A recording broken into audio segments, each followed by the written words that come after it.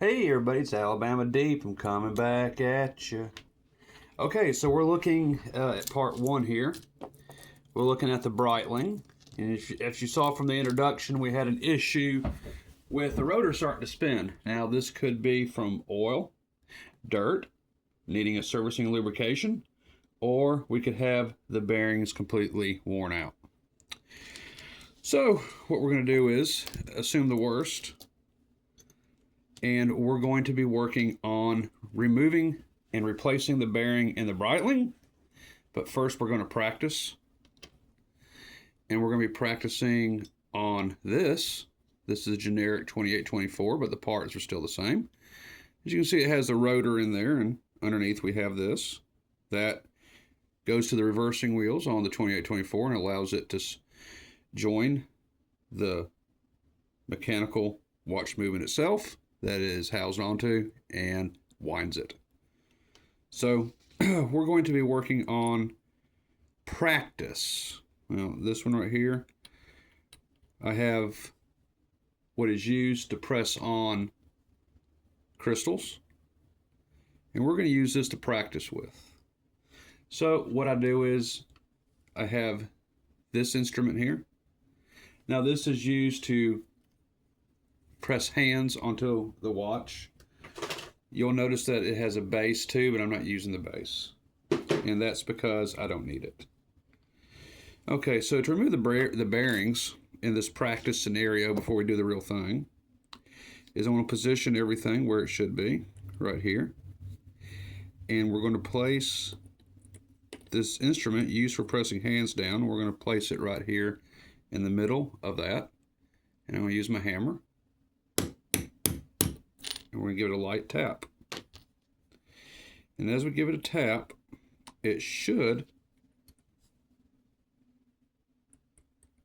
release the bearings and allow it to come free.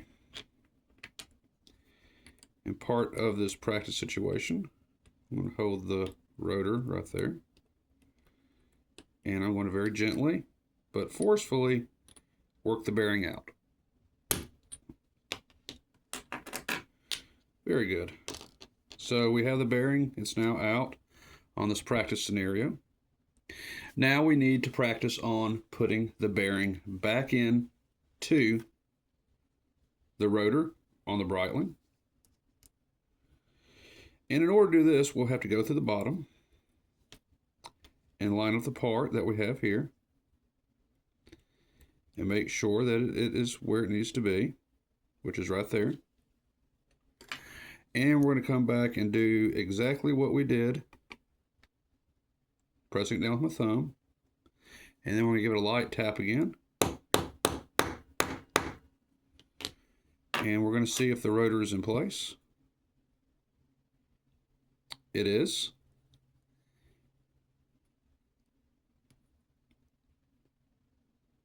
Doesn't look like it's lined up all the way.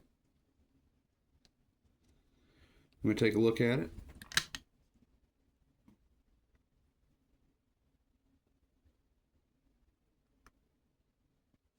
So I might want to give it a little bit of a tap to loosen it up again.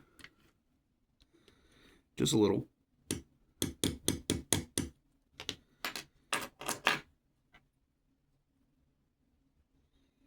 And at some point in time, this will become loose enough to spin freely again.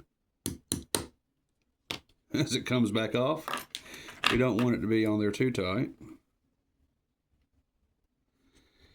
And come back again and very gently put it in place.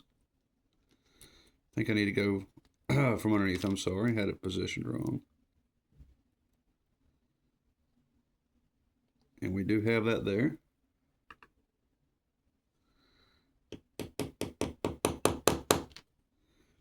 Give it light taps.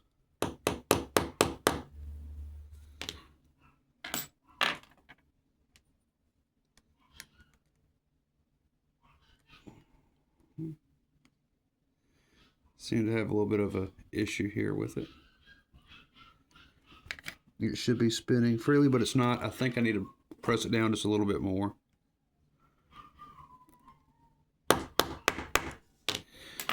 Got it down.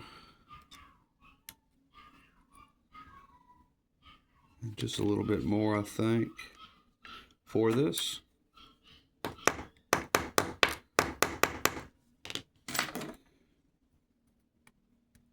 And then it starts spinning freely.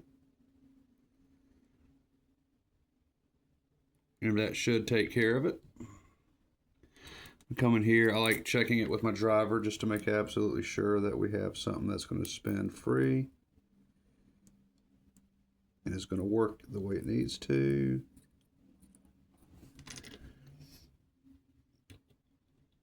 Absolutely it does. And so we come in here and we see it is spinning freely. Come in. And you can see, oops, I'm sorry, it's a little bit blurry. You can come in here and you can see that it is spinning freely. It is flush. It is good. We can look, there's no damage or bending done to the rotor itself. One-time fix, just pressure fit. And that's how you replace the bearings in a 2824 for the rotor anyway. All without having to buy the tool for it. Just use a hammer, light touches and smacks here and there to not damage it. And there we go. So once again, everything's spinning freely on here, which is perfect because we definitely want it to be spinning freely. And we know that's going to work.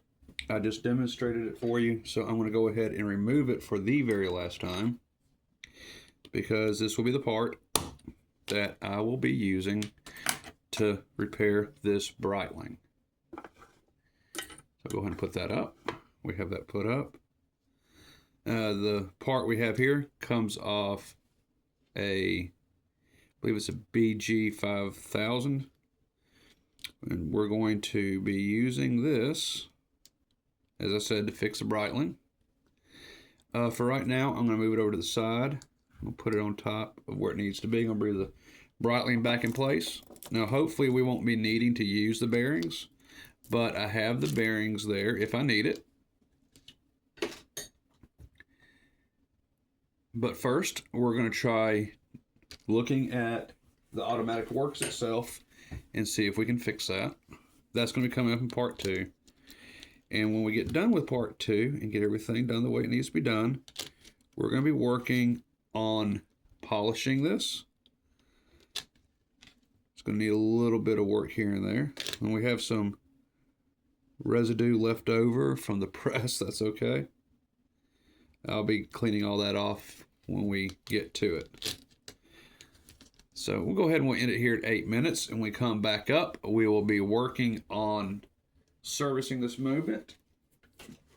It's running actually really well on the timograph. I'll show you again in part 2 how well it is actually running. And what we really need to do is just focus on the automatic bridge. I will see y'all in part 2 coming up.